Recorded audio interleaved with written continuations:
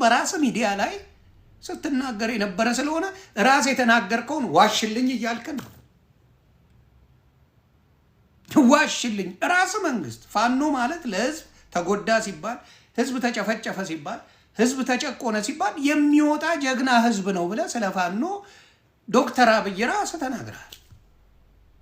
ራስ ተናግረ አሁን የተናገርከውን አይ አላልኩኝም ካልክ ችግሩ አንተ ጋር ነው ያለው፣ እኛ ጋር አይደለም። ስለዚህ ፋኖን ህዝቡ የሚሰማው በምክንያት ነው። በምክንያት ነው ከፋኖ ጋር የሚሆነው። ፋኖን እናንተ መስኪኑን ምንም የማያውቀውን በገንዘብ እየገዛችሁ ፖለቲካ ልትሰሩ 10 ትለጥፋላችሁ። በዚህ በኩል ደግሞ ምንም አይነት ጦርነት የለም ብላችሁ ተዋሻላችሁ፣ ትቀጥፋላችሁ። ምንም ጦርነት የለም በዚህ በኩል ምን የለም። ከዛ ፋኖች ተያዙትልና ደግሞ በዚህ በኩል ፖለቲካ ትሰራለ። አልቻላችሁበትም። ለምን መሰላችሁ? እናንተ ውስጥ ያለው ውስጣችሁ የጥላቻ ፖለቲካ ስለሆነ ነው። የጥላቻ ፖለቲካ ስፔሲፊካሊ አማራን የሚጠላ ኦርቶዶክስን በአማራ የፈረጀ ሚኒሊክን ሁልጊዜ እያነሳ እየወቀሰ የሚኖር ትውልድ አፍርታችኋል። እንዴ የመለስ ስም ሲነሳ ሰምተው ታውቃለህ እንዴ? መለስ እኮ አጥፍቷልም ጥሩም ሰርቷል። የኃይለ ሥላሴ ጥሩም ሰርቷል አጥፍቷል። ስም ሲነሳ አይታችሁ ታውቃላችሁ? ስፔሲፊካሊ ታርጌት የተደረገው የአፄ ሚኒሊክ ጉዳይ ክሬዲቱ በጣም ሃይ ስለሆነ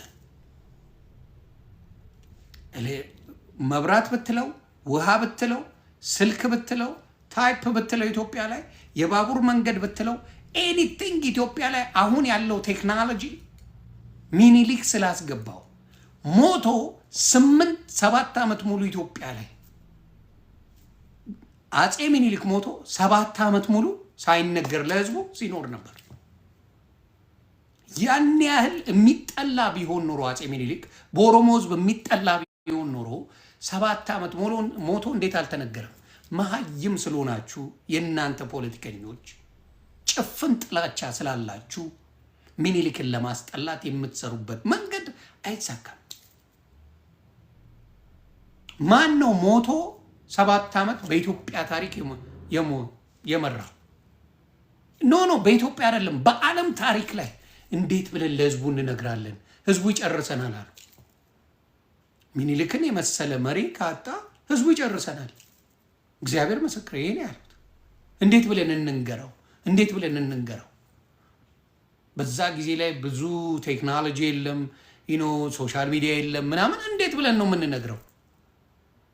ሚኒሊክ ባወጣው ህገ መንግስት ሰው በሰላም ይተዳደር ነበር።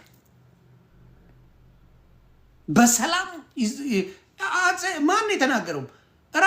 ራሱ ዶክተር አብይ ነው የተናገረው። 7 ዓመት ሙሉ ሰው አልተነገረውም ነበር የአፄ ሚኒሊክ መሞት።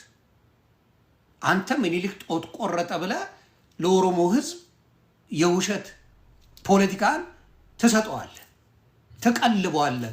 መሀይም ህዝብ ስለፈጠርክ ይሄ መሀይሙ ደግሞ ይከተላል። ያንን ጡት እያየ ታሪኩን ስትገለብጠውና እውነቱን ስታወጣው ደግሞ አፄ ሚኒሊክ ሞቶ 7 ዓመት ሙሉ ለሰው መነገር ተፈርቶ 7 ዓመት አፄ ሚኒሊክ ሞቶ ኢትዮጵያን መርቷል። ሚኒሊክ ዛሬም ንጉስ ነው የሚባለው ለዛ እንደሱ አይነት ንጉስ ኢትዮጵያ የላት።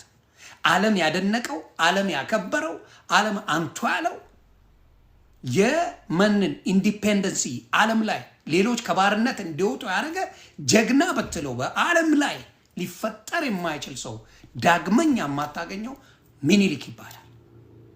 ዳግመኛ ሊፈጠር የማይችል ከህዝቡ ጋር ተስማምቶ ተፋቅሮ የሚኖር ንጉስ ሚኒሊክ ነው።